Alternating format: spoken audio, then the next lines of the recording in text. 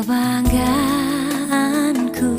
Di sini ku berdiri, ikrarkan janji olehmu negeriku, suci dan abadi. Negeriku, jayalah bangsaku, selalu engkaulah yang ku cinta. Segenggam harapan, sejuta mimpi ingin ku abdikan padamu negeriku. Adik makmur untukmu Indonesia. Jayalah negeriku, bangkitlah bangsaku, angkatlah panjimu, satukan.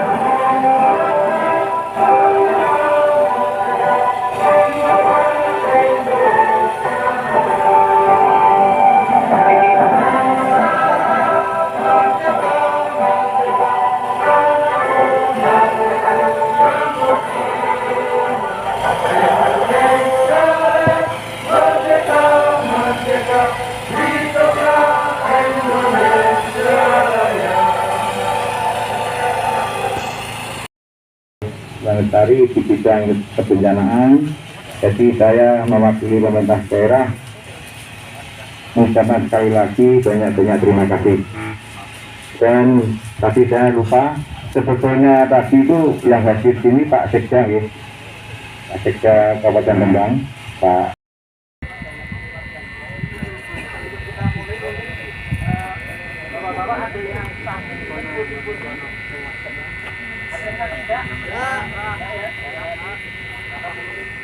Kenapa kami tanya dulu? Nanti kalau ada sesuatu yang tidak putih, gimana nanti? Betul. Nanti lebih baik istirahat. Kita nanti lantaran dan kesehatan.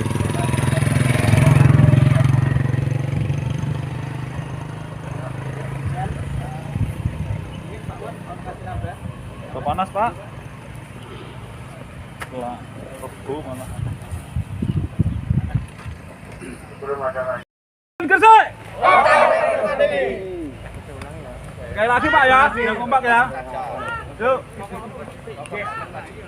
Mangrove. Mangrove. Teman Gresik.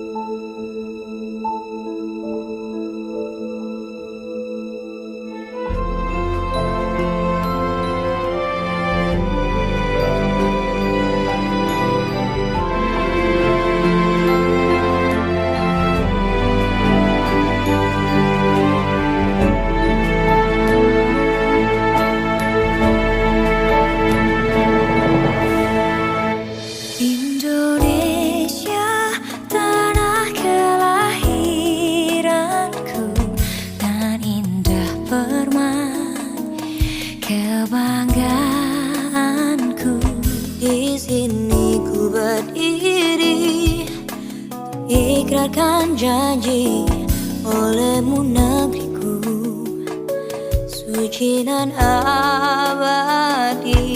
Negeriku, jayalah bangsaku, selalu engkaulah yang ku cinta. Segenggam harapan, sejuta mimpi ingin ku abdikan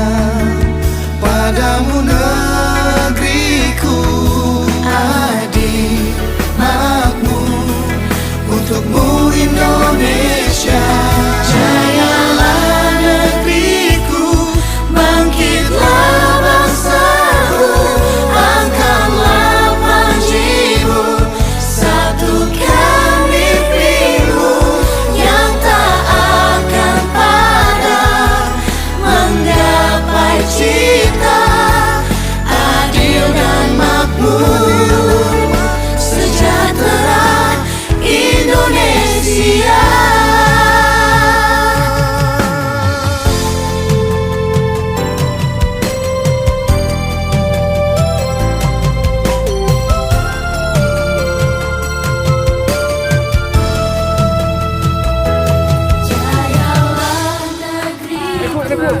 Bangkitlah bangsaku. Ayo Pak Mur geser dulu Pak. Mbak Yayu, bendera apa Mbak Yayu? Ayo, oke lihat sini yuk. 1, 2, 3.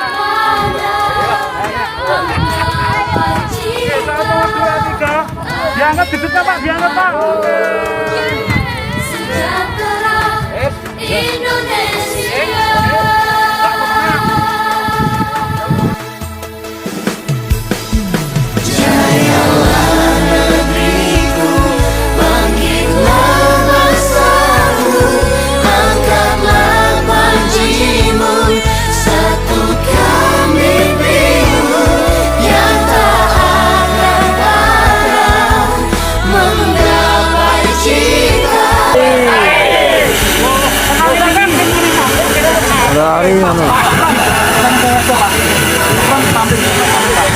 Oke Pak, lihat sini Pak.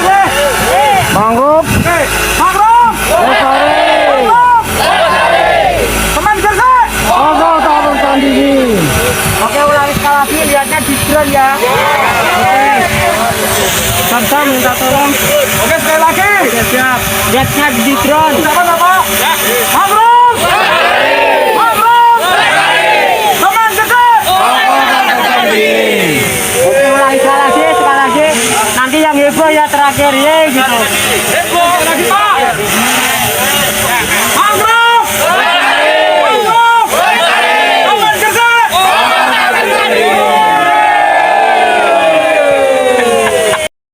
Itu memerintahkan untuk bikin talut itu senilai sekitar 300 juta kalau nggak salah. Itu cuma dapat panjangnya itu cuma dapat berapa? Nggak ada 400, ini 300 meter.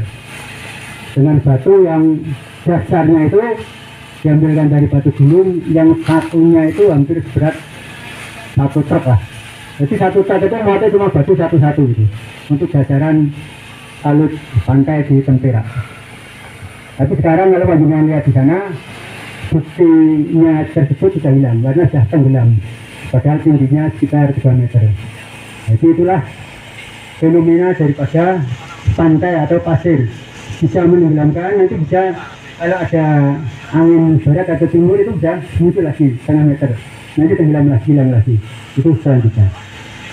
Nah, kita bahas cara teori abrasi ya. Jadi abrasi itu adalah suatu pengikisan tanah atau pasir di laut itu akibat daripada gelombang laut. Nah, sebetulnya dari mana gelombang laut itu? Kalau kita berbicara tadi masalah bencana itu yang pada dasarnya kan sebetulnya hampir adalah dikatakan 80% itu akibat daripada ulah manusia ya. Jadi ketika manusia itu melakukan revolusi industri dan sebagainya sampai sekarang pun, itulah yang menimbulkan, kalau jangan tahu, itu pemanasan global ya, global warming. Ketika panas global itu akibat daripada kendaraan yang banyak, industri ya, yang besar, yang paling besar industri pertanian dan sebagainya, itu menimbulkan panas. Panas tadi merusak daripada ozon atau asap rumah kaca. Panas tadi mengakibatkan suhu di atasnya itu berubah karena rusaknya ozon. Terus akibat rusaknya ozon, panas tadi juga mencairkan kutub, es kutub. Jadi kita kemarin tahu bahwa tahun 2019 atau 2020 itu ya, pulau ditutup, besar pulau itu sempat lepas. Itu akan membawa air berapa juta kubik. Nah ketika air itu mencair mendekati panas di katulistiwa, otomatis akan menaikkan tinggi permukaan air laut. Nah kita tahu di Jawa aja, mulai dari Semarang yang saya lihat itu sering terjadi rop. Itu adalah peninggian daripada muka air laut akibat daripada pencairan itu. Kira-kira seperti itu. Diperkirakan kalau tidak manusia itu merubah ataupun mengurangi efek dari pemanasan kaca itu, bisa jadi tahun 30-an ya, 40 itu pulau-pulau kecil sebanyak 1000-an itu bisa hilang di Indonesia. Mungkin termasuk pulau Marongan atau pulau kecil itu bisa hilang karena tadi meningkatnya permukaan. Bahkan Rembang pun mungkin pemerintahnya bisa pindah ke Sulang atau apa, karena air sudah mulai meninggi akibat daripada melelehnya es di kutub panasnya. Nah, alam secara mandiri, secara diri sendiri oleh Tuhan diciptakan untuk melakukan suatu perbaikan. Ketika panjenengan memberikan umpan jelek, tentu alam akan memberikan suatu hasil yang jelek. Ketika panjenengan memberikan umpan itu baik, alam juga akan memberikan suatu yang baik. Jadi akibat tadi panas dari ozon itu menimbulkan panas atau suhu udara itu tinggi. Angin dari yang tinggi yang padat sekali akan meluncur ke seperti air, meluncur ke yang rendah. Nah, ketika angin tersebut meluncur, itu akan di atas air akan menimbulkan gelombang. Nah, gelombang sampai di pantai itu akan menggerus pasir seperti itu. Itulah yang akan terjadi abrasi pada pantai kita.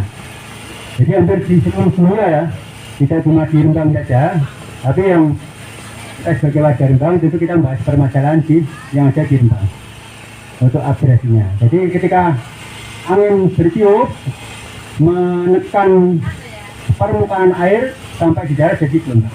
Semakin tinggi perbedaan kepadatan angin, tentu akan menimbulkan besarnya angin tersebut. Besarnya angin akan menimbulkan besarnya gelombang. Itu seperti itu kejadiannya. Nah, kelemahan daripada manusia kadang-kadang itu ya seperti ini. Kadang menyepelekan, kadang juga tidak peduli, kadang aduh. Nah, yang Tempera itu kemarin tahun 2012 itu kan dekat-dekat pantai itu semua dijadikan rumah tanpa ada tanaman. Nah, ketika terjadi seperti itu ya tadi 12-an rumah tempat roboh tahun 2012. Mulai dari itu sampai sekarang itu BPBD juga sudah melakukan namanya mitigasi, yaitu suatu kegiatan dalam rangka pengurangan atau menekan risiko daripada bencana. Banyak mitigasi yang telah kami lakukan bersama dengan dunia usaha dan juga dengan relawan ya. Salah satunya ya seperti ini. Jadi mitigasi itu kan ada dua, mitigasi secara struktural dan non struktural. Kalau non struktural ini seperti ini, kita memberikan sosialisasi, memberikan atau kita diskusi sama teman-teman untuk membahas suatu permasalahan yang ada. Tetapi kalau yang struktural itu membangun bangunan dalam rangka pengamanan atau menekan risiko dari terjadinya bencana yang lebih besar lagi. Jadi sejak tahun 2012 sampai 2019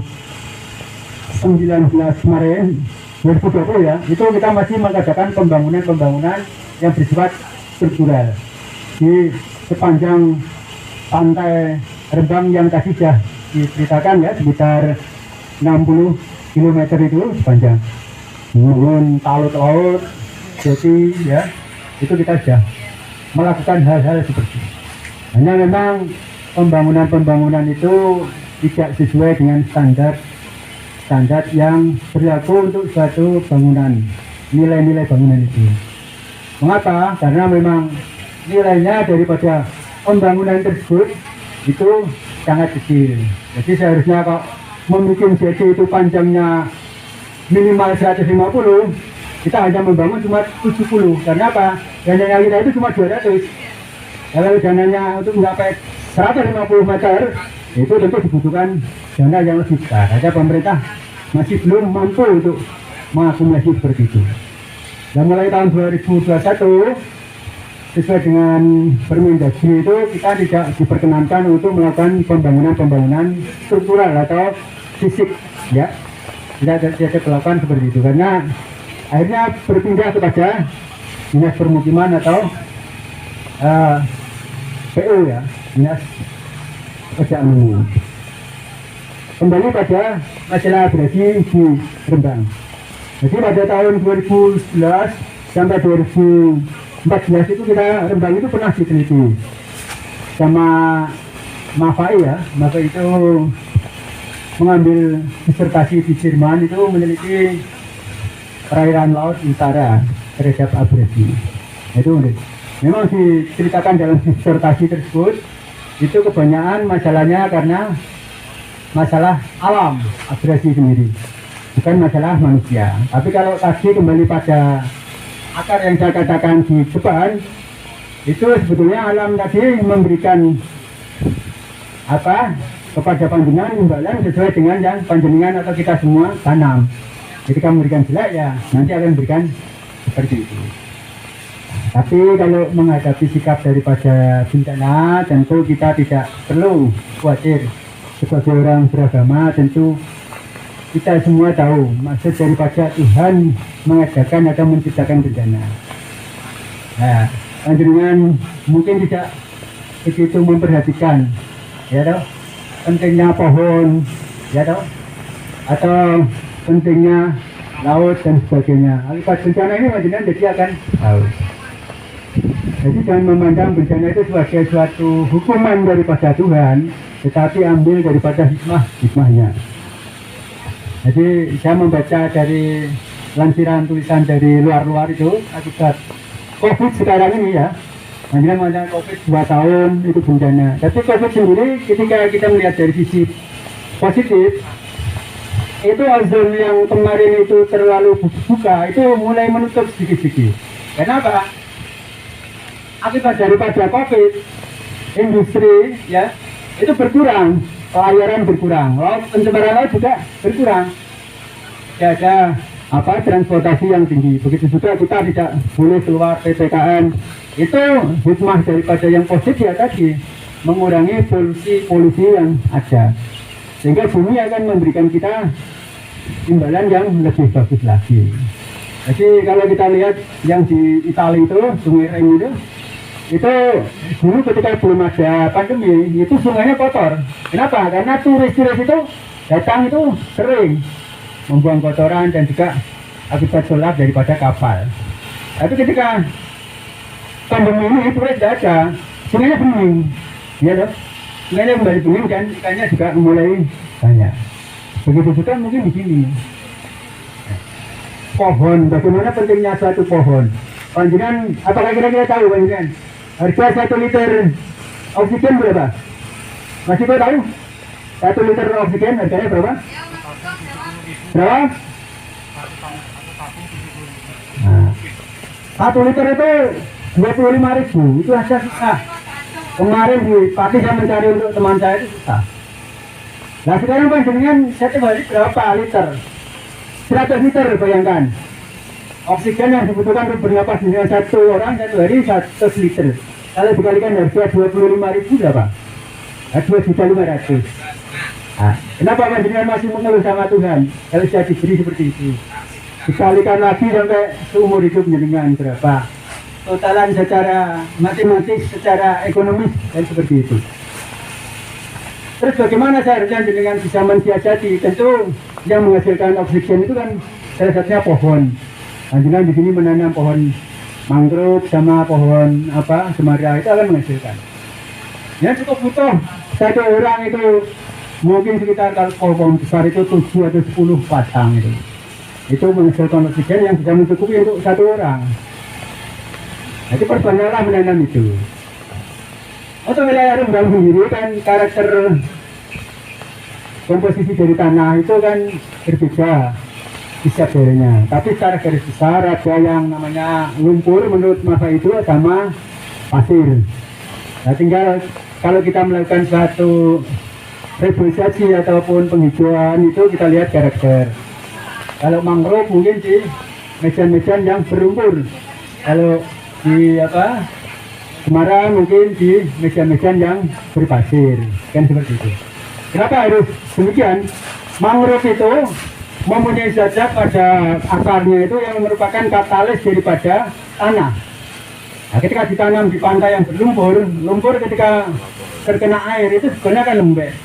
Dengan adanya mangrove itu berfungsi sebagai katalis, mengentalkan tanah tadi supaya tanah juga tidak larut dalam air, kita tidak abrasi. Mangrove sendiri kita tahu ya, itu sebagai habitat daripada biota laut. Pernah diselukui di dekat PLTU, ini tidak soal membahasnya ya untuk di PLTU ya, hanya ketika saya memberi sosialisasi di sana itu, masyarakat nelayan di sana itu sekarang sudah kesulitan yang kecil ya, nelayan kecil itu menangkap ikan yang kecil, terus kepiting dan sebagainya. Karena apa? Karena bako yang di sana itu kena limbahnya PLTU, air panas itu dari pabrik itu kan, jadi tidak bisa cocok di medan masing-masing pantai. Jadi dengan semua bisa mengerti, oh pantai karakter seperti ini tanamannya demikian. Memang selama kurun waktu dekade air ini ya, itu masyarakat seperti BPBD juga kemarin itu mengutamakan pada yang namanya struktural ya.